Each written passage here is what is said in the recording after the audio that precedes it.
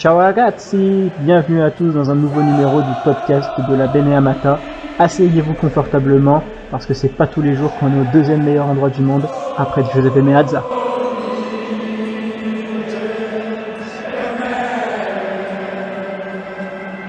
Bonjour à tous et bienvenue dans un nouveau numéro du Focus. Aujourd'hui, on se retrouve pour débriefer ce match épique contre l'Atlético Madrid qui s'est terminé hier soir sur le score de 1-0 pour l'Inter, but de Marco Arnautovic dans les 10 dernières minutes. Et aujourd'hui, on va débriefer ce match avec une équipe un peu plus élargie que d'habitude. Cette fois-ci, on a trois intervenants de la team Beneamata avec nous. On a évidemment notre Henrik Mkhitaryan de la team Beneamata, l'indiscutable toujours présent. Félix, comment ça va? Salut Karine, je vais pas te spoiler. Salut les deux autres invités de la team Beneamata. Je ne balance personne aujourd'hui. Non, ça Ah, ça va. va. Après ce bon huitième de finale aller. Je vais dire bon huitième, ouais. Après ce bon huitième de finale aller. On a Zaïd aussi qui est avec nous. Comment ça va, Zaïd? Salut les gars, ça va? Ça va super bien. Bonjour à tous. Bonjour surtout aux fans du Liboné Football. Et pour finir, on a aussi Lorenzo qui est avec nous pour ce podcast. Comment ça va, Lorenzo? Ciao ragazzi, bonjour à tous. Écoutez, je pense qu'on peut le dire, hein, le Limonè a gagné contre le Cholissimo Ball et c'était un très beau match tactique en tout cas.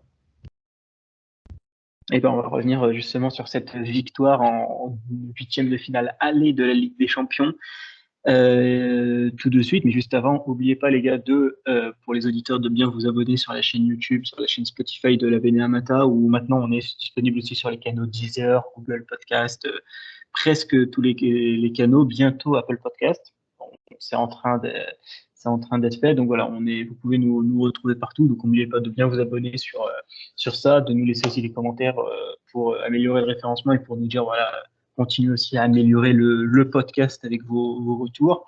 Et évidemment de bien liker sur Spotify, parce que j'ai vu que maintenant on peut maintenant liker des podcasts, mettre des commentaires un peu comme sur YouTube, et comme d'habitude de liker la vidéo sur YouTube. Nous, on va commencer tout de suite, les gars. Victoire 1-0, comme je le disais, de l'Inter face à l'Atlético. But à la 79e de Marco Arnautovic.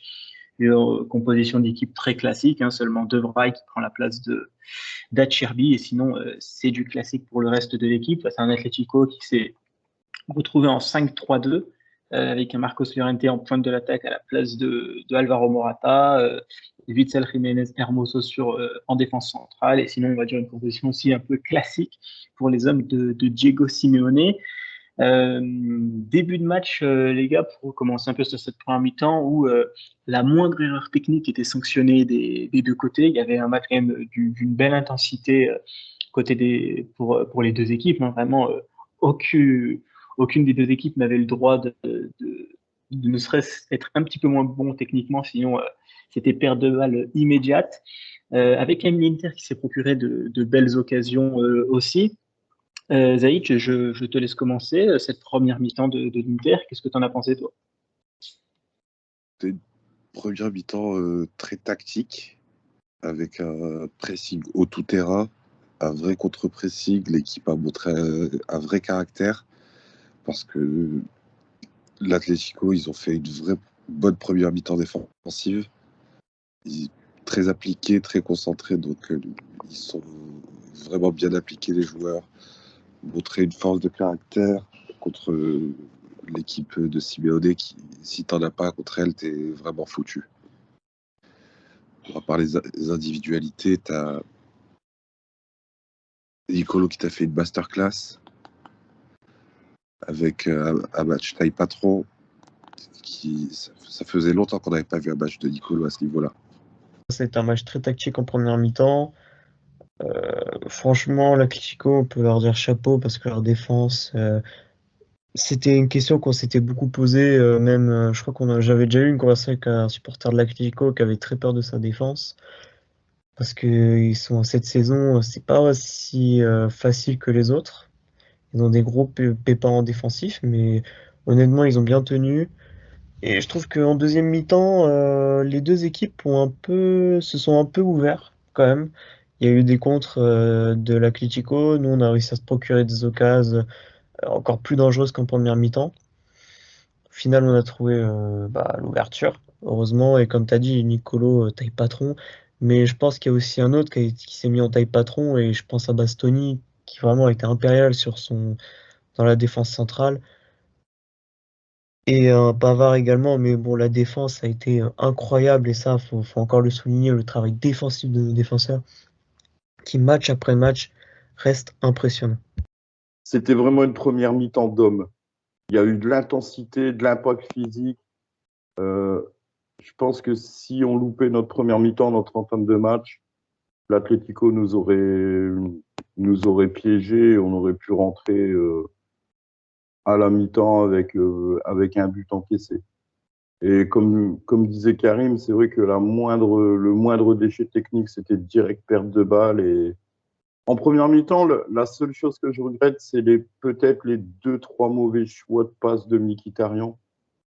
Parce qu'il y a 2-3 situations où si Mkhitaryan il fait la passe juste, il y a une grosse occasion derrière. Non, ouais, pour en revenir à la défense, les trois, Bastoni, Pavard, De Vrij qu'on pensait à un moment perdu aussi, surtout la saison dernière quand Acerbi avait pris la relève. Il nous a fait un match de patron, il nous a fait une percée en première mi-temps. À un moment, je me suis même dit, il va aller jusqu'au but, il va frapper. Mais très grosse intensité. Ouais, tu sens qu'il a retrouvé la confiance, hein. Vraiment, c'est incroyable de le revoir à ce niveau. Moi, je voulais rebondir sur le pressing.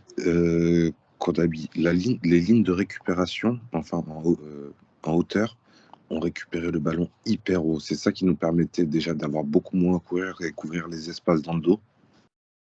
Vu que tu récupères le ballon haut, tu es déjà en place dans la partie adverse. Et c'est ça qui nous a fait énormément de bien. Et ça, enfin, C'est vrai que tu es physiquement l'Atlético, puisque tu voyais qu'ils avaient plus beaucoup de cannes en seconde période.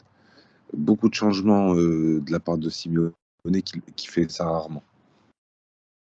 non, mais en plus, pour rebondir sur ce que tu disais, Zaïd, c'est vrai que physiquement, c'est vrai qu'on les a sentis émoussés assez rapidement, l'Atlético, alors que nous, vraiment, on aurait pu continuer à attaquer 20 minutes de plus après la 80e minute. Vraiment, ça nous aurait même pas dérangé. C'est vrai que l'Atlético a pêché physiquement vers la 80e minute. Je trouve bavard, Lorenzo. Dès que Dumfries, moi je pense qu'à l'entrée de Dumfries, ça a commencé l'impact, parce que même Dumfries, quand il rentre, il a mis un impact physique sur son côté droit. T'avais des vagues, à un moment, ça n'arrêtait pas. Et je pense que l'Atlético, ouais, le match, il dure, allez, on va dire, il dure 5-10 minutes de plus. À un moment, je pense qu'ils prennent le deuxième. Parce qu'au Black, il leur sort quand même pas mal de. Il leur sort quand même quelques arrêts. Et je pense que ça finit pas le match non plus. Parce que Savic, il commençait à être vraiment tendu dans les dernières minutes. Pour rester sur la partie aussi collective, les gars, on en parlait notamment sur le live Instagram avec Walid et Zaïd en avant-match. Ce qui pouvait un peu faire peur, c'est les débuts de match de l'Inter où contre la Roma, il fallait pas faire le même début de match aujourd'hui parce que tu pouvais être sanctionné très durement. L'Inter est rentré dans son match de manière diesel, un peu comme l'Atlético, hein. C'était un match, on va dire, un peu diesel où ça a vraiment commencé à se rentrer dedans dans les 15 premières minutes, avec des occasions aussi côté Inter. Moi, les gars, j'aimerais d'abord qu'on commence sur la partie défensive et on ira après sur la partie offensive juste après. La stat, entre guillemets, qui tue, la stat, j'ai presque envie de dire irréelle pour un huitième de finale de Ligue des Champions face à l'Atlético Madrid, qui a fini première de sa poule, avec des individualités comme Antoine Griezmann, Llorente, De Paul, Lino. 0 tir cadré durant 90 minutes. Alors, même s'il y a eu des situations dangereuses, la frappe de Lino, voilà, il y a des frappes qui passent un peu au-dessus, mais mine de rien, il n'y a pas eu de frappe cadrée à proprement dit. Il n'y a même pas eu de frappe qui touche le poteau, quelque chose comme ça. Toi, Lorenzo, par rapport à cette statistique et même par rapport à l'aspect défensif sur ce match, on a vu une équipe qui s'est donnée à 120%. Et comme on dit, les premiers défenseurs sont les attaquants. Un pressing continuel de Lautaro, pressing continuel de Marcus Thuram jusqu'à ce qu'ils sortent à la mi-temps. Les rentrants sont rentrés dans le mood immédiatement dans cet aspect aussi défensif. Fratesi qui va se battre sur chaque duel. Les deux pistons aussi qui défensivement ont fait leur match, surtout Carlos Augusto qui défensivement a encore fait un match de cinglé. C'est vrai que défensivement, Lorenzo, c'est vraiment une équipe, l'Inter, qui, dans comment elle arrive à maîtriser les matchs et comment elle arrive à ne pas se mettre en danger, en tout cas ne pas trop se mettre en danger. Et sur les deux derniers matchs, c'est 0 tir cadré pour la Salernitana et l'Atlético Madrid, donc deux équipes de calibres différents, notamment une qui, comme on l'a dit, est finie première de sa poule. Qu'est-ce que tu en penses toi, un peu sur la partie aussi défensive de ce que propose l'Inter récemment, si Lorenzo, en plus de la fameuse stat que je suis obligé de redire encore et encore, Yann Sommer, c'est 21 clean sheets, toutes compétitions confondues, et 14 buts encaissés. Il a plus de clean sheets que de buts encaissés. Je pense que tout est résumé sur cette stat aussi, Lorenzo. Bah, tout est résumé. Le travail défensif hier de nos défenseurs a été impeccable parce qu'on savait très bien que l'Atlético n'allait pas se procurer non plus 50 occasions. C'est une équipe qui, voilà, quand on voit la compo, était venue pour le match nul, mais allait quand même tenter de marquer à des moments. Et je trouve que le travail défensif de nos défenseurs a été incroyable, mais aussi du milieu de terrain qui a réussi à bien repousser les passes des milieux de terrain. Nos attaquants ont fait un bon pressing. Même les rentrants, comme tu as dit, Fratesi tout de suite, il s'est mis au niveau. Carlo Augusto, tout de suite, il s'est mis au niveau. Dumfries également. Arnautovic, certes, il rate, mais il se met également au niveau. Je ne l'ai pas trouvé ridicule par rapport aux autres. Et Sanchez a fait une entrée correcte, je trouve, par rapport à ce qu'il peut proposer par moment. Et puis Sommer, on peut le dire, il a rien eu à faire dans cette rencontre. Alors, comme tu as dit, oui, ça fait 2 matchs de suite, mais la Salernitana, on peut pas les comparer à l'Atlético. Mais je tiens vraiment à souligner sur le point défensif qui a été l'année dernière un peu notre point faible, comment il a été corrigé. Et on sent quand même que quand on a des défenseurs qui retrouvent la confiance, bah, que les matchs sont beaucoup plus faciles pour nous défensivement. Tout à fait. Quand on est proactif comme on l'a été, si tu regardes que tous les joueurs sont impliqués, tout le monde est concentré sur sa zone, ne regarde pas l'autre et fait un pressing tout terrain, on se rend le match ultra facile. Là, on a, mis à part les deux, trois opportunités de l'Atlético, ils nous ont pas mis en danger, ou quasiment très très peu dans le jeu. Ils ont quelques sorties de balles, mais on a eu vraiment des bonnes montées des défenseurs pour contrer les sorties de balles, ce qui nous permettait vraiment de bien nous relancer, garder notre bloc haut et pouvoir attaquer collectivement. Et on n'avait pas, par exemple, Lautaro et Thuram qui pressaient et le bloc qui restait bas. C'est surtout, pour ajouter, hier, on n'a pas vu Griezmann.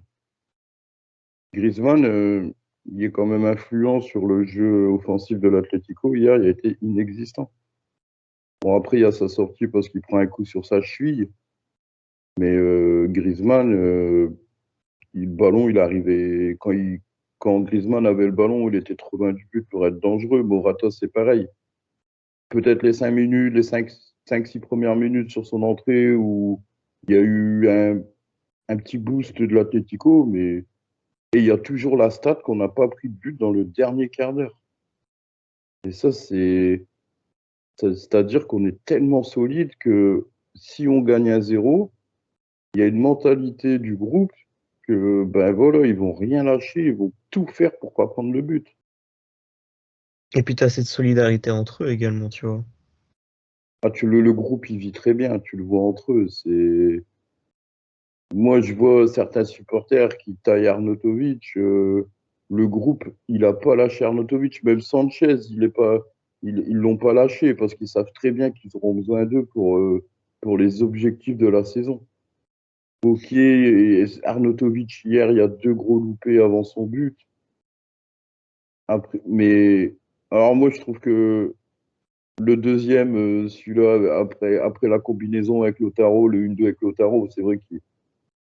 Mais si on a un Arnautovic en confiance, il essaye pas de frapper au-dessus, il essaye de la croiser. Je pense que les situations, elles sont inversées. C'est Arnautovic à la passe et Lautaro. Lautaro, il met un petit ballon croisé. On n'en parle même plus de. Mais ouais, il y a vraiment une grosse solidarité dans le groupe. Et on l'a vu sur le but. Ils sont partis tous le fêter avec les remplaçants. Dedans, il y a quand même des gars qui jouent très peu, comme Aslani ou comme Bissek qui ont pas rejoué depuis quelques matchs. Mais on voit ils ont tous le même objectif de toute façon. Et ils suivent Inzaghi. Moi, c'est ce que j'avais peur la saison dernière, c'est que le groupe il lâche Inzaghi et au final ils font un. Que ce soit le coach, le coach, le staff, les joueurs, les remplaçants, ceux qui rentrent, ceux qui jouent pas, les titulaires, Hier, tous les remplaçants ont fait leur job. Même Sanchez, avec qui on a un peu de mal parce que hier, son entrée, elle est bonne. Il a su garder les ballons quand il faut, aller chercher des coups francs sur la fin de match pour. Moi, j'ai eu qu'une peur hier. C'est quand Simeone a demandé le changement pour Barella en début de match. Quand il se touchait le genou, j'ai dit purée, si on perd Barella tout de suite en début de match. Et moi, perso, hier, j'ai pas eu peur. C'est ça qui est paradoxal avec l'Inter, c'est que on s'est fait peur la saison dernière sur des fins de match, on dominait, on marquait pas, on prenait le but. Et là, j'ai l'impression, je ne peux pas dire qu'il peut rien nous arriver, mais on a tellement je sais pas comment on peut appeler ça, une force collective que, bah, allez, même contre la Roma, on fait une mauvaise première mi-temps, on perd à la mi-temps, on revient, on remet direct les choses en place. On peut dire qu'on est une équipe mature surtout, tu vois, parce que comme tu dis, face à la Roma, par exemple, on est mené 2-1, on arrive à revenir. Même tu peux prendre face à Benfica en Ligue des Champions, on est mené 3-0 et on arrive à avoir cette réaction d'orgueil derrière pour remonter.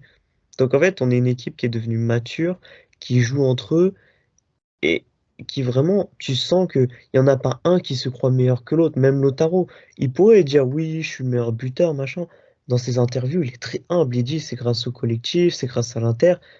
Vraiment, on sent qu'il n'y a pas un seul joueur qui se croit au-dessus des autres. Parce que là, c'est les individualités qui se mettent au service du collectif et pas le contraire.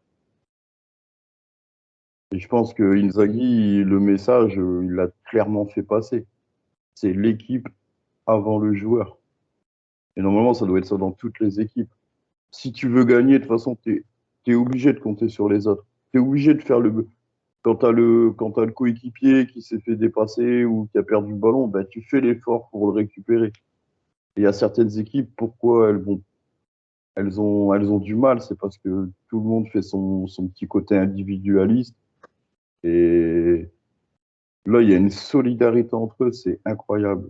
Et on le voit quand il y a des buts à la fin des matchs.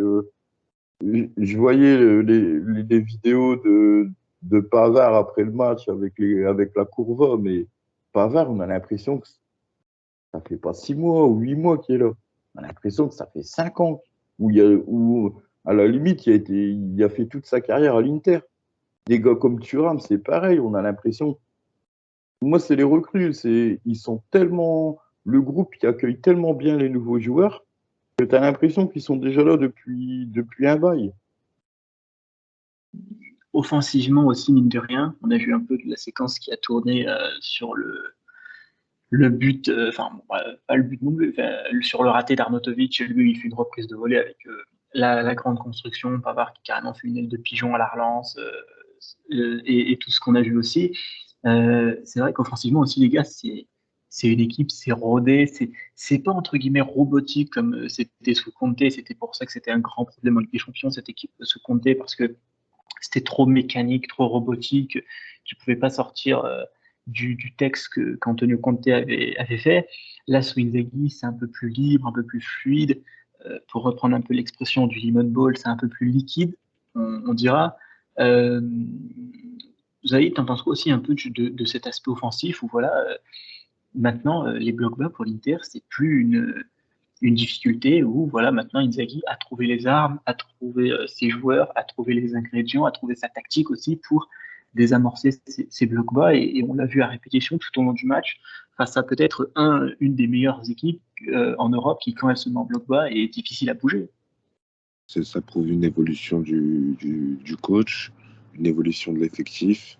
On s'est bonifié, les joueurs ont grandi. Mais outre ça, c'est moi, ça m'étonne même plus. On le voit tous les week-ends, ce genre d'action. Quand Darmian est sur un côté, il la remet à Cannes qui change vers Di Marco ou Bastoni. c'est devenu systématique pour désorienter le bloc adverse, pour pouvoir se créer de l'espace. Mais c'est plus étonnant de la part de l'Inter, c'est quelque chose on base notre jeu quasiment sur ça. Moi, je trouve qu'on est surtout beaucoup moins prévisible que la saison dernière. Parce Et que ça, je pense que ça vient ça vient du recrutement de Pavard. On a un côté gauche qui est aussi fort que le côté droit. Donc, en fait, l'adversaire, maintenant, l'année dernière, je trouve qu'on était quand même, on attaquait beaucoup plus du côté gauche que du côté droit. Et cette année, l'adversaire sait qu'on peut attaquer par vagues qui viennent du centre du terrain, de la gauche, de la droite. Donc, c'est beaucoup plus compliqué à défendre contre l'Inter. Et même les coachs adverses. Parce que Simeone, c'est pas le premier venu. Ça reste un coach vachement tactique, tout ça. Et même lui, on voyait à la fin du match hier que, il n'y avait plus de solution. Il savait plus, limite, je vais pas dire qu'il avait jeté l'éponge, mais il acceptait, voilà, que son équipe, elle a été battue par plus fort. Ouais, ce qu'on n'oublie pas, c'est que Inzaghi, ça reste quand même un jeune coach. Par il a rapport à combien d'années d'expérience, Inzaghi, maintenant? il y a 10 5 ans. ans. Ouais, il y a, je pense, 8-9 ans, il y a 5 ans la Lazio, où il jouait pas tout le temps le titre, où c'était quand même plus une équipe le but c'était d'accrocher une Ligue des Champions, une Copa, une Super Copa. Là, maintenant, ça fait vraiment 3 ans qu'il joue le titre Champions sur ces 3 campagnes. Pour l'instant, sur ces 3 campagnes de Champions, on a vu direct la différence avec Conte. La première année, on se fait éliminer par Liverpool et le Liverpool de l'année-là, il est très fort. Nous, on n'a pas l'effectif qu'on a cette année. L'année dernière, on fait la campagne que tout le monde connaît. Inzaghi, je pense qu'il lui manque qu'une série. Il lui manque vraiment qu'une série parce qu'il a prouvé à l'Europe que c'était un coach de très haut niveau.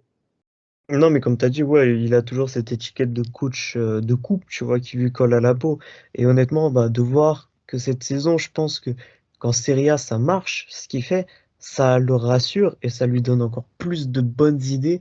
Surtout qu'on sait que tactiquement, c'est pas un entraîneur qui est mauvais. Et franchement, hier, ceux qui regardent le foot et qui aiment le foot correctement l'ont vu tactiquement, Simeone s'est fait manger.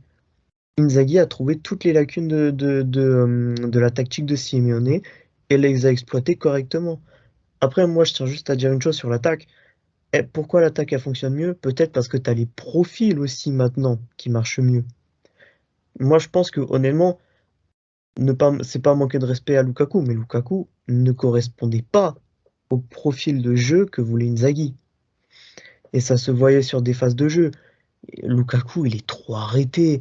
Il te fera pas le pressing ne t'a jamais fait un pressing comme Thuram t'a fait. Et même Dzeko, lui correspondait un peu plus, mais lui dans le rôle un peu plus finisseur et de point de chute. Thuram, il t'apporte ce côté rapidité, pour dribbler.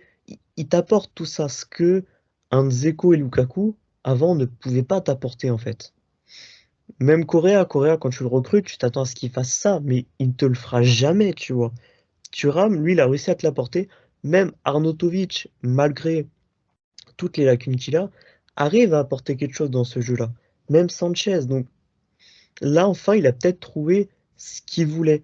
Et puis, comme tu as dit, oui, le côté droit, on sent qu'il est quand même mieux parce qu'on a un Dumfries qui a évolué dans son jeu, qui s'est un peu sorti, pardon des termes, mais les doigts du cul, qu'il a enfin décidé de sortir, de se dire, vas-y, je joue. Parce que, on peut le dire, ces 2 dernières années, Dumfries, il jouait pas comme ça. C'était là, vraiment, cette année, il est un nouveau joueur.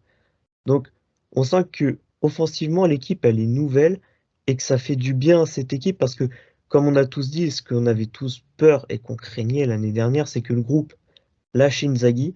Sauf que on voit à quel point l'Inter est un grand club et que ces joueurs sont des professionnels à tout point, c'est qu'ils ne lâchent pas leur coach dans n'importe quel moment parce que ce coach a réussi à les emmener en finale de Ligue des Champions et cette année, ce groupe veut l'emmener gagner cette Serie A qu'il attend depuis très longtemps. Après, le problème, moi, je me doutais que le groupe allait pas lâcher Inzaghi parce que même dans les périodes, alors la première année d'Inzaghi, quand on fait 7 points en 7 matchs, le contenu, il n'est pas dégueulasse. Et l'année dernière, c'est pareil, on a des défaites, mais tu as des défaites où tu domines tout le match, tu dois le gagner 100 fois et tu sais pas marquer. C'était vraiment, il y a vraiment eu des périodes où les résultats ne suivaient pas, c'était par manque de réalisme offensif. Et là, c'est même les matchs les plus compliqués, tu arrives quand même à les marquer le petit but. Et le paradoxe hier, c'est que c'est Arnautovic qui le marque, ce but. C'est ça qui est vraiment incroyable. C'est que c'est Arnautovic qui le marque. Après Arnautovic, il y a la volée, ouais, l'action, elle est magnifique. Mais franchement, elle est très dure à mettre, la volée. Alors, Arnautovic qui a retrouvé un peu de confiance, je pense que si tu as le même ballon, c'est Lautaro, je pense qu'il y a but. Parce qu'Arnautovic, il veut trop bien faire. Son deuxième loupé, c'est ça. L'action, il fait tout ce qu'il faut. Le 1-2, il se place bien. Puis en fait, je pense il arrive devant le but et il se pose les 1000 questions. Je vais la mettre où, je vais le louper. Et lui, ça doit être ça en ce moment dans sa tête. Il y a tellement de loupés qu'il se dit, je vais encore la louper. Et quand tu es dans le but et que tu es en manque de confiance, généralement, ben, tu vas la mettre où il faut pas. Après, le plus frustrant avec Arnautovic, c'est que le contenu est bon la plupart du temps quand il rentre. C'est C'est encore juste plus la finition. C'est la finition qui pêche. Mon problème, c'est qu'il pêche devant la finition, mais ça date pas d'aujourd'hui. C'est pas un excellent finisseur. Il a des bons pieds, mais c'est pas un excellent finisseur. C'est C'est un un mec tueur. à, Bah, c'est tu un regardes mec à 10 buts. la deuxième action qu'il rate, la construction, elle est incroyable. Il va la chercher, Il loupe le il plus la simple. prend assez haute, quasiment au milieu de terrain, et il arrive à la construire, mais ce qui pêche, c'est bah, la finition. Oui, il loupe le geste le plus simple, en fait. Et comme il est pas super. Parce que bon, le groupe le suit, ils sont derrière, ils le motivent, tout ça. Mais lui, quand il se retrouve avec le ballon à 5 mètres du but, ça doit cogiter dans sa tête quand même. Il va se dire, et si je la loupe encore? À un moment, c'est ça, parce que ouais, le match contre Salerne, c'est ça. Il y a son premier but qui est refusé pour un hors-jeu, vraiment, hein, tout limite. Même là, il implore le ciel, il se dit, je suis maudit. Son deuxième but, à un moment, je me dis plus. Il y a un moment, il y a même, je crois que c'est Jeunin, ou ouais, je crois que c'était Jeunin qui commentait. Ça parle d'hors-jeu, tout ça. J'ai purée, il y a un deuxième, ou comme hier, si c'est un contre son camp, pour son mental, c'est pas. Mais pour un attaquant qui loupe beaucoup, il est quand même à 2 buts en 2 matchs. Et après, Arnautovic, c'est pas un mec qui met 20 buts par saison. Je pense que ses meilleures saisons, Arnautovic, ça doit être 12 buts 10 buts. peut-être. 10 buts Ouais, ouais, c'est pas un mec. en championnat. Ouais, tu vois, sur une saison de championnat, sachant qu'il y a tout le temps c'est 1 ou 2 mois de pépins physiques tous les saisons, il reste encore pas mal de matchs. Si à un moment, la machine, de toute façon, les attaquants, c'est ça, hein. On avait tout le monde critiquait les périodes de Lautaro, il marquait pas pendant 4, 5 matchs, 6 matchs. Bah, maintenant, même Lautaro, s'il marque pas pendant 2, 3 matchs, il participe tellement au jeu qu'en fait, on s'en rend même pas compte. Les gars, on va passer aux individualités plutôt. Euh, on va revenir sur 3 joueurs. Le premier sur lequel je veux commencer, c'est Stéphane De Vrij, mine de rien. Parce que je trouve que c'était peut-être. C'est compliqué de détacher le meilleur défenseur central de cette défense à 3. Les 3 ont été excellents. Mais déjà, il y a le retour monstrueux de De Vrij sur Llorente. T'as la presque passe décisive. Bon, dommage qu'il se la rate là, et que même si Jiménez la lit bien, où le mec joue carrément second attaquant. Et finalement, il y a tout le match en général où où il y a un centre pour Morata, où il permet de gêner Morata qui dévisse sa tête. Donc voilà, gros match de De Vrij qui remplace au pied le Cherby de très bonne qualité. Les gars, on en pense quoi un petit peu de Vrij aussi voilà, qui fait une saison entre guillemets, bon, plus dans l'ombre d'Acherby, qui déjà lui-même est déjà monstrueux. Mais mine de rien, De Vrij, à chaque fois qu'on a fait appel à lui depuis le début de saison, que ce soit au tout début de la saison quand Acherby était blessé, ou quand il a fallu dépanner sur le côté droit quand Pavard s'est blessé, ou même maintenant en Ligue des Champions quand il faut remplacer Acerbi au pied levé. C'est un joueur fiable, c'est un joueur sur lequel on peut compter, c'est un joueur qui toujours fera cette performance défensive très solide. Et là, au-delà de très solide, c'est un match de patron. Non, mais c'est ce qu'il était avant, le patron. En fait, il a retrouvé un statut qu'il avait perdu. Et qu'Acerbi a pris parce que De Vrij était en dessous de son niveau. Et là, la blessure d'Acerbi, est-ce qu'on va pas revenir avec De Vrij qui va redevenir le titulaire numéro 1 du poste? Mais après, c'est une concurrence saine. Les deux joueurs, ils se tirent la bourre entre eux, mais ça nous est bénéfique à nous. Parce que tu loupes ton match et Dumfries, c'est peut-être ça qui a changé sur les derniers temps, c'est qu'il y a de la concurrence. Dumfries, il peut plus se permettre les matchs qu'il faisait il y a 2 ans, parce qu'il sait que c'est direct sur le banc. Et De Vrij, avec Acerbi, c'est pareil, il sait que s'il veut jouer, il est obligé de sortir les prestations de patron. Et à part l'attaque, où Lautaro et Thuram, ils ont un statut bien au-dessus de leurs remplaçants, mais il y a très peu de postes où De Vrij, c'est comme tu avais parlé de Carlos Augusto qui fait encore une belle entrée, mais lui, c'est pareil, c'est des joueurs, ils ont compris que s'ils élèvent pas leur niveau, ils joueront pas. Et De Vrij, la blessure d'Acerbi, malheureusement, c'est la blessure d'Acerbi qui du coup, il est titulaire 2 fois. Mais maintenant, ça va être compliqué si De Vrij il enchaîne les matchs tant qu'Acerbi n'est pas là, de l'enlever. Je vais dire c'est un problème de riche, et tant mieux, mais De Vrij, j'ai l'impression qu'on a retrouvé le De Vrij de Conte. Hein. Je dirais même mieux, on dirait le De Vrij qui arrive de sa 2e saison à l'Inter. Monstrueux dans l'anticipation, dans la relance, c'est parfait. Dur sur l'homme. Physiquement, c'était fort, même si ça n'a jamais été son point fort. Et là où il pêchait ces 2 dernières saisons, je trouve, c'était physiquement. Tu voyais qu'il se pétait rapidement. Dans les duels, il se faisait bouffer. Dans la vitesse, il se faisait détruire. Et on dirait que je ne sais pas ce qui se passe cette saison. Ils gomment tous leurs défauts. Et pourtant, ce pas des joueurs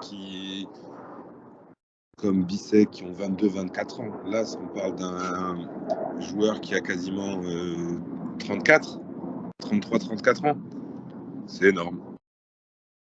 Non, mais c'est sûr que moi, je pense honnêtement, il a juste retrouvé la confiance. Qu'il a retrouvé la confiance de son corps. Parce que comme on a dit, ouais, la première saison, il se pète beaucoup. La deuxième, il est loin de son niveau. Et on le voit on l'a vu dans chaque match. Il commettait des erreurs ce qui nous avait pas habitués avant. Et là, on sent qu'il est serein, qu'il a retrouvé de la confiance. Et puis, tu sens pas tu sens quand même que les deux compères lui fait totalement confiance. Donc ça lui donne encore plus une taille patron et une solidité. Moi, le tacle qu'il met hier, alors certes, il a Sam Sommer derrière, mais bon, le tacle qu'il fait, moi les gars, regardez-le bien, mais c'est un tacle de classe mondiale. Il touche le ballon. Certains shooteraient le joueur, mais lui, il réussit à enlever le ballon, mais parfaitement. Franchement, c'est comme t'as dit, Zaid, c'est vraiment le De Vrij de la 2e saison qu'on a retrouvé. Et je pense C'est que ça. l'année dernière, le De Vrij de l'année dernière, l'action là, il y a pédo. Ouais, le De Vrij de l'année dernière, vraiment, je le dis, l'année dernière, il t'aurait fait ce même tacle, il aurait pas touché le ballon, il aurait touché le joueur. Ouais, Il l'aurait dégommé. Parce que on sent que même dans ses interventions, et puis tu le vois, l'année dernière, tu le sentais timide, il osait pas trop intervenir pour recadrer la défense. Là, il le refait. Moi, je me regardais un peu, il tapait dans les mains, il les recadrait, il disait allez, montez plus haut, machin. Donc on sent vraiment qu'on a retrouvé ce De Vrij taille patron. On va passer au prochain joueur, les gars, Nicolo Barella, qui sort encore une performance masterclass hier soir. encore en Ligue des Champions d'ailleurs. En rapide aussi, Zaïd, sur la performance de Barella, qui a été le joueur au milieu de terrain, le joueur même du match, qui aurait pu potentiellement avoir le trophée d'homme du match, ou performance étoilée, incroyable. Les adjectifs manquent un peu pour parler de la prestation de Barella hier, que ce soit défensivement ou offensivement. Tu as tout dit, Barella, il a fait une masterclass hier. Il a bu le milieu de terrain, l'âme de l'équipe de l'Atlético par ses courses, par ses passes, son pressing tout terrain. Bon, Barella, s'il continue à jouer comme ça, j'ai peur qu'on le perde cet été. Et ça faisait longtemps qu'on n'avait pas vu aussi une prestation comme ça de Barella. Parce que, apparemment, je pense que la Serie A, c'est devenu trop facile pour lui. Il veut un peu d'adversité, donc il joue à 100% en Ligue des Champions, apparemment. C'est que je trouve qu'en fait, il a gagné en maturité. Alors certes, bon, pour les cartons jaunes stupides, bon là, il n'a pas gagné en maturité, ça on va pas se cacher. Mais je trouve qu'il a gagné en maturité parce qu'avant, 90 minutes, c'était impossible qu'il les fasse. Parce qu'il pouvait courir dans tous les sens et même dans le vide. Je trouve que cette année, il a pris une maturité là-dessus parce que il arrive à faire 90 minutes, mais à faire 90 minutes bien, en se préservant, mais aussi en effectuant toujours les bonnes passes, toujours les bonnes prises de balles. Défensivement, il est important. Offensivement, il est important. On sent que il a compris comment il pouvait améliorer son jeu et il le fait, bah, je le redis, mais à la perfection. Hier, son match, mais c'est vraiment à montrer dans toutes les écoles pour des milieux de terrain. Il est impliqué sur énormément d'actions de but. Défensivement, il a été important. Les milieux de terrain de l'Atlético, tu sentais qu'il tirait la langue au bout de 30 minutes, alors que lui, bah, il aurait pu jouer comme ça toute la nuit, ça ne l'aurait même pas dérangé. Il a gagné, je pense, vraiment cette, ce physique aussi, c'est tout ça pour être un joueur de classe mondiale. Mais honnêtement, aujourd'hui, il fait partie du top 5 mondial à ce poste, et pour moi, il n'est pas cinquième. Barella, hier, il n'y avait qu'un mot pour le résumer. C'était le patron. C'était le patron de l'Inter hier. C'était lui C'était le jeu. C'est lui qui a donné le rythme de l'Inter hier. Vous le voyez, il est redescendu. Il y a des moments, il descendait même derrière Pavard. Il revenait très bas. Barella, ouais, comme tu disais, il faut lui mettre un patch Ligue des Champions sur son maillot. Mais je pense que si on le voit plus en Ligue des Champions, c'est qu'en Serie A, il fait à peu près les mêmes prestations.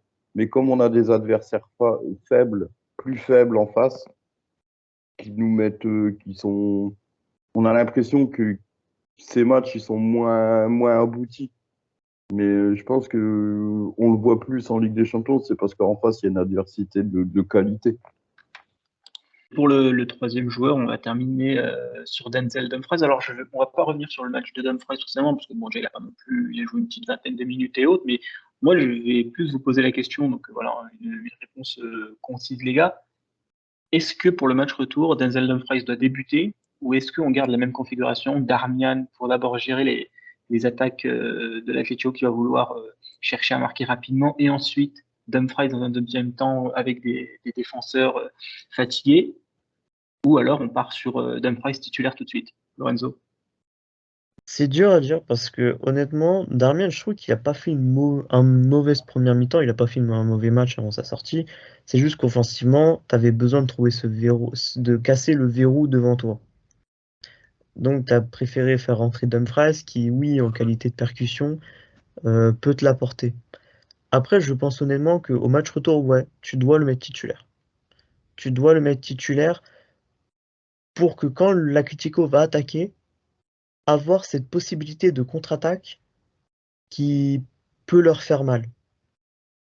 Même va leur faire mal parce que tu sais très bien que l'Atlético avec 1-0 va être obligé de se découvrir un petit peu. Va être obligé de laisser des espaces. Et en plus, je dis qu'il devrait être titulaire pour une autre raison, c'est que si tu n'as pas Thuram au match retour, tu perds quand même une carte dans ton jeu qui est la percussion. Donc tu es obligé d'en avoir un qui percute et c'est Dumfries. Comme l'Atlético va devoir du coup attaquer, avec Dumfries titulaire, ça donne plus de possibilités de les prendre en contre et de marquer les premiers. Parce que si en début de match, il te fait sa percée couloir droit, il y a but derrière, ça va pousser l'Atlético à attaquer encore plus. Et, et on a toujours Buchanan qui a aussi beaucoup de vitesse qu'on pourrait faire rentrer. Parce qu'on n'est pas obligé de faire rentrer Darmian si Dumfries sort. On peut faire aussi rentrer Buchanan. Parce que d'ici 3 semaines, je pense qu'il aura repris un peu plus de temps de jeu. Et sur des fins de match où l'Atlético va peut-être tirer la langue parce que un Buchanan qui a beaucoup de vitesse, ça peut également leur faire mal si Dumfries sort. Je préfère que Darmian soit titulaire. Parce que faut passer la première mi-temps sans encaisser de but. Et cet objectif, je pense, Darmian est la meilleure option. Et en deuxième période, vers la 60e, tu fais rentrer Dumfries où là, si tu ne perds pas, comme ça, il se découvre bien comme il faut et lui pourra gambader dans les espaces. Mais les deux solutions, elles sont viables. Hein. On commence avec Darmian ou Dumfries, ça dépendra vraiment d'Inzaghi, comment il va préparer son match. Parce que Surtout que, comme tu as dit, Fede, Buchanan, en vrai, tu vois comment ils ont terminé l'Atlético physiquement. C'est vrai que ouais, tu aurais sa fait rentrer vitesse Buchanan, ça aurait pu la faire extrêmement mal, hein, parce que je ne pense pas que, en termes de rapidité et avec sa façon de dribbler et de percuter, je pense pas que l'Atlético aurait pu tenir, tu vois. l'Atlético, à partir de l'heure de jeu, 65 minutes de jeu, tu voyais déjà qu'ils en avaient plein les chaussettes. Ils avaient passé plus d'une heure à courir après le ballon. Donc, ouais, des mecs comme Buchanan, comme Dumfries, qui ont de la vitesse, parce qu'il y a même, il y a un moment, il y a une passe de Çalhanoğlu pour Dumfries. Dumfries, il est plus rapide que Lino, qui ne tient pas. Et c'est parce que derrière, l'action, le centre, bon, il n'est pas bon, quoi, mais si tu as un Atlético qui va devoir marquer dans tous les cas, avec le gelon d'Akan ou pareil de Barella sur le côté droit. Moi, je pense qu'à un moment, Lino défensivement, c'est pas non plus, c'est pas l'assurance tout risque. Je pense que ça peut lui laisser des espaces et dès le début de match. On va terminer ce débrief sur ça. Maintenant, on va passer au quiz. Alors, je vais rappeler un petit peu le classement. Fede et Zaïd, qui sont présents sur ce quiz, ont tous les deux 3 points. Et Lorenzo a actuellement 1 point. Donc, Lorenzo, là, il va falloir gagner ce quiz pour essayer de te rapprocher des 2 leaders du classement. Après, J'ai t'es dur jamais avec, gagné contre Fede, donc ça va être drôle. après, t'es dur avec Lorenzo quand même, parce qu'à chaque fois, Lorenzo, il tombe contre. Il y a souvent moi, souvent Zaïd, souvent. Ah, c'est dommage. Hein. Bah, écoute, bah, il retombe sur les deux, là, quand même. Voilà. C'est un mix des deux. Bon, messieurs, Oui, qui dit Ligue des match. Champions, qui dit Ligue des Champions, dit 2 fois plus De d'affiches. questions. Donc, Ah, qui je dit 2 fois croyais plus d'affiches, 2 fois plus de questions. non, non, tu vois 5 questions. Mais qui dit cette fois-ci 2 fois plus de morts subites. Donc, on commence tout de suite sa première question avec une mort subite. Est-ce que vous vous rappelez d'un Inter Lecce du 21 décembre 2011? Putain, Bon, j'adore, il va nous demander les compos, je vais foirer dès le premier jour. parce que pourquoi je demande Inter Lecce? Parce qu'on va affronter Lecce dans quelques jours. Donc, on va faire la mort subite sur celui-là. Victoire 4-1 de l'Inter. Lorenzo, c'est toi qui as le plus faible nombre de points dans ce classement, donc c'est à toi de commencer. Donne-moi soit les titulaires, soit les remplaçants qui sont rentrés lors de ce match Et Inter-Lecce 21 décembre 2011. 21 décembre, donc c'est saison 2011-2012.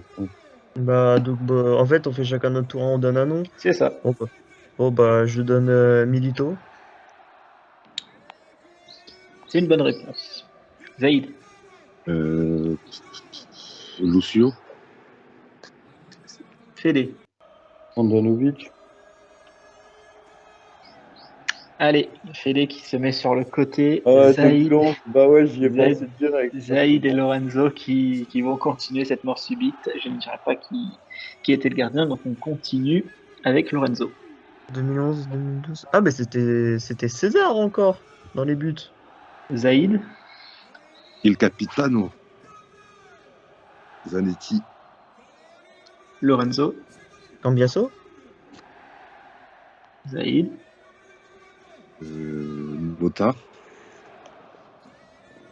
Oh là. Lorenzo. Ah, Quand je dis rien, quand je dis rien, quand je dis rien, continuez. Maicon. Mhm. Attends. Si je vous arrête pas, c'est que continuez à donner les noms. Qui a Une été mauvaise dit réponse, je vous arrête. Et Milito a été dit. Oui, Ouais. je l'ai dit. Il vous manque un remplaçant et beaucoup de titulaires.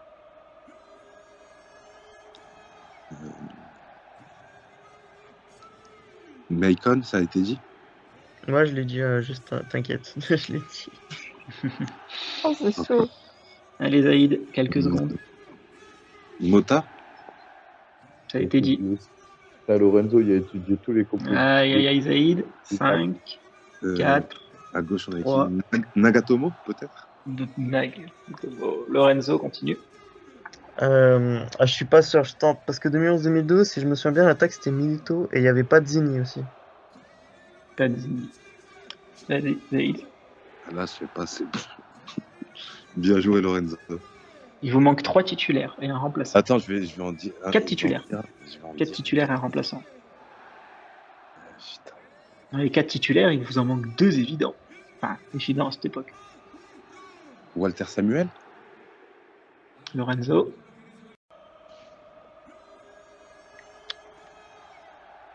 Oh, je vais tenter un pari Coutinho. Continuez sur le banc, mais il ne rentre pas. Zaïd pour valider.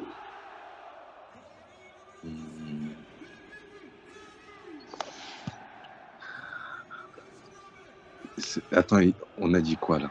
On a dit le gardien, on a dit les 4 Il te défenseurs. manque l'ailier gauche, l'ailier droit et le deuxième attaquant. Tu valides pas, tu le mets dans la merde, je crois. Et le remplaçant. Oh, mais je crois que j'en ai un en plus. Oh, mais je suis trop con. Bah ouais, j'aurais dû Allez, y penser. Zaïd, quelques secondes.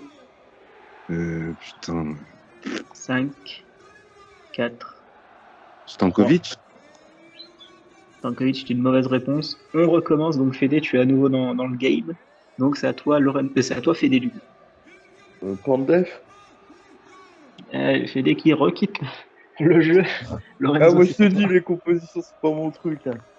Attends, Schneider. Par contre, non, Snyder est toujours pas là. Zaïd, on va jamais s'arrêter. Là, t'es dans la merde, là, du coup. Mmh. Il va nous faire Lecce après, le gars. Enfin, franchement, j'en connais aucun Lecce. Il vous manque 4. Le deuxième attaquant, c'est vraiment, vous devez l'avoir. Zaïd, faut Attends. que tu perds aussi. Balotelli. Balotelli. Balotelli, Ah, Fede, mais- Palacio. et pas Palacio, Lorenzo. Putain, mais c'est pas possible. Je tente Ricky Alvarez.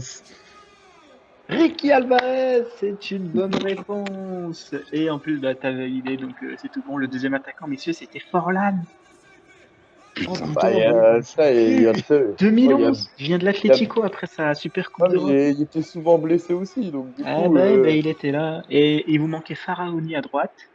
Donc Oui, Ricky bien Alvarez, sûr. comme c'était dit. Et en le remplaçant, c'était Joel Obi.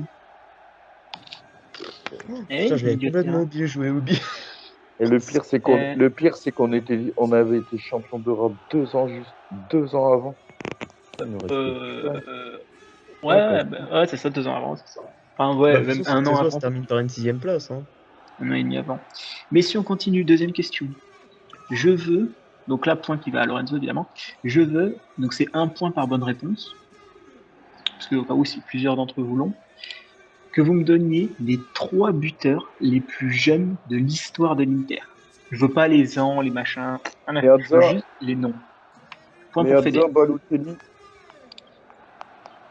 2 points pour Fede. Oh la vache, t'es trop fort, VD. Oh putain, Ouais. vache. Il manque le troisième. Les trois Esposito. Point pour Lorenzo, 3 points pour Lorenzo, 2 points pour Fede, 0 points pour Zaïd. On passe à la troisième question. Alors, c'est vrai que My Bad, il faut que je précise un truc. C'est pas les 3 plus jeunes, il faut partie des 3 parties les plus jeunes. Il y en a un qui a marqué encore plus jeune, mais j'ai pas fait deviner. Donc c'est pour ça. Parce que c'est vraiment un très ancien, donc on garde dans l'ère moderne, même si Meazza, l'ère moderne. Et Meazza, c'est quand même Meazza. Moi, j'avais tenté Faket il y a un moment, mais je me suis dit non, c'est pas. Troisième question. Pas de calcul de maths d'ailleurs aujourd'hui. J'ai décidé de ne pas faire de calcul de maths. Je suis sympa. On avait révisé nos tables de multiplication. C'est con, hein. Ah, putain. Mais la troisième question, c'est le traditionnel. Vous le connaissez maintenant, les gars. Le qui suis-je?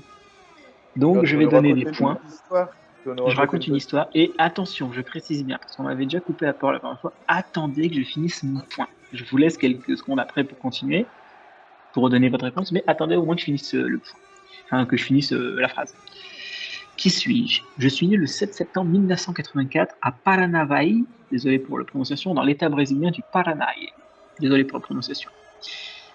En 2005, je signe un contrat avec le FC Sochaux-Montbéliard et j'y resterai le temps d'une saison. En 2006, j'ai été prêté. Tu as dit? Non. Miranda.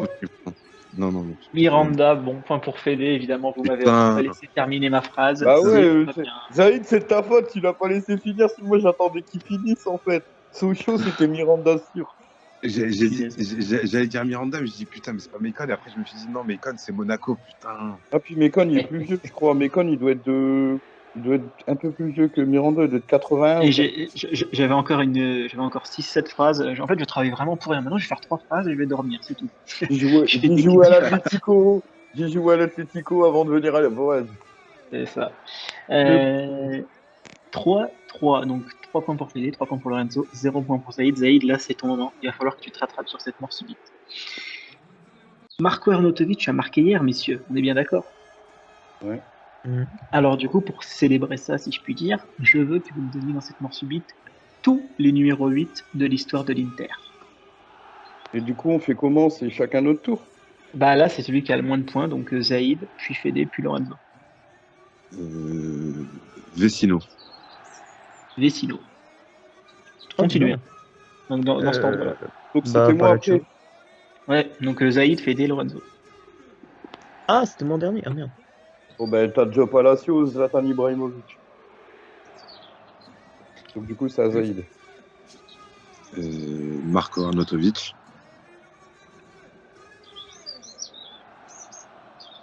Vas-y les gars, tant que je vous arrête pas. T'as qui alors ça? Fede. Ah ouais non, c'est à moi. Zaïd, Fede, Lorenzo. Non, c'est ordre, ça bouge pas. Nicolas Berti.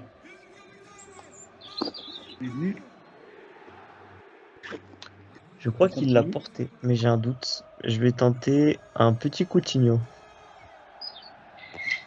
Lorenzo quitte le jeu. Ouais, moi je suis trop nul sur l'email. Gossens. On continue. Thiago Motta. On continue. Putain, là j'ai un trou.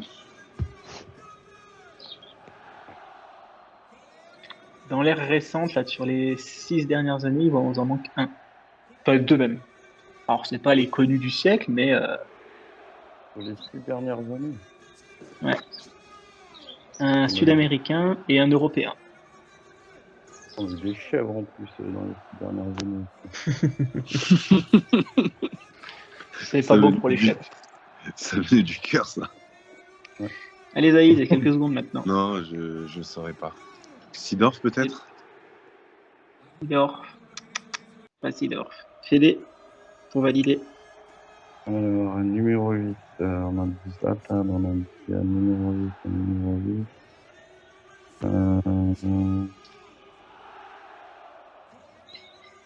Un numéro 8.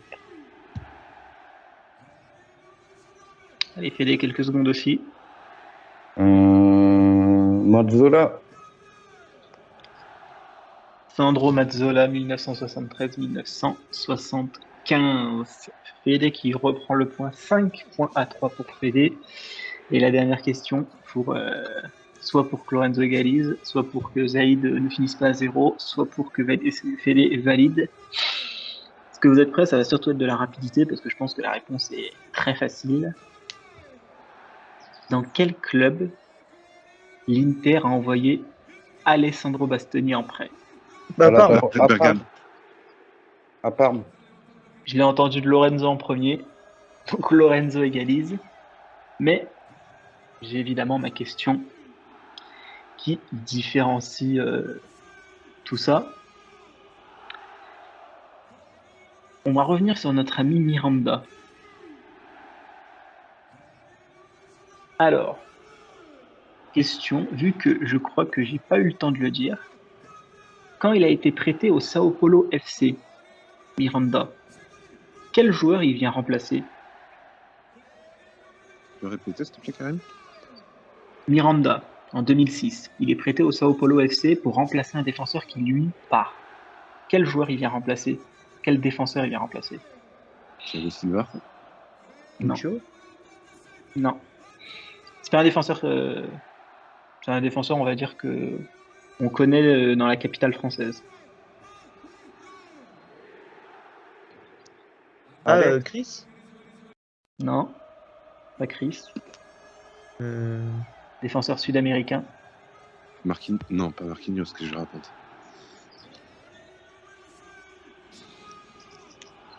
Alors, Quel attends, défenseur vient remplacer Miranda? Mario Yepes. Qui a joué au PSG? Il a joué au PSG. Mais en 2006, il repart à Sao Paulo remplacer un des. Non, quand Voilà, lui, il vient prendre part- la place de ce joueur part du Sao Paulo FC en 2006 pour rejoindre Fenerbahçe en 2000. Pour rejoindre Pépé. Fenerbahçe, ce joueur-là. Et ensuite, Lugano. ce joueur-là, Pépé. Lugano, bon point pour Fede. C'est Fede qui Oh remporte non, ce j'aurais aimé dire quiz. ça. Aïe, aïe, aïe, aïe, aïe, c'est Fede qui reprend la tête du quiz maintenant devant Zaïd. Bon, messieurs, on a des fait noms fait d'oiseaux qui arrivent déculoter. en fait, bizarrement.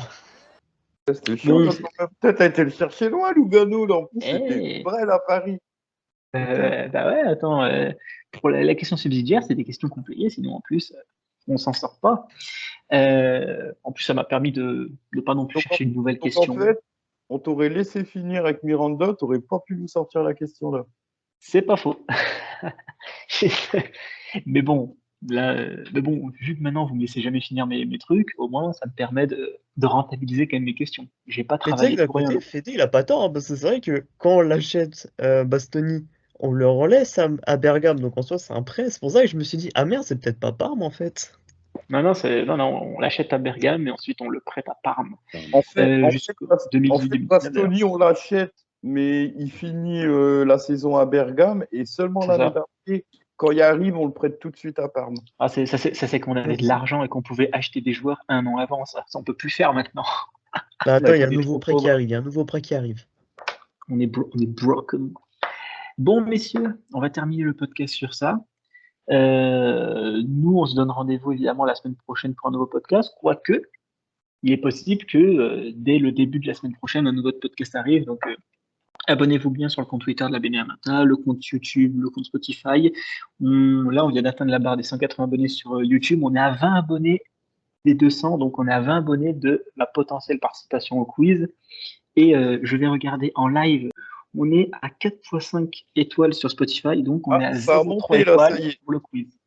Ça a monté. On est à 0,3. Ouais, mais on a monté que de 0,1. Là, il va falloir monter un peu plus. Il va falloir mettre les 5 étoiles le plus rapidement possible, les gars. Écoutez, merci messieurs. Comité un peu plus élargi, donc on a pris un peu plus de temps pour ce débrief. Mais bon, comme on dit, plus on est de fous, plus on rit. Et c'est tant mieux. Et comme j'ai dit, on se retrouve la semaine prochaine pour un nouveau podcast. Ciao à tous.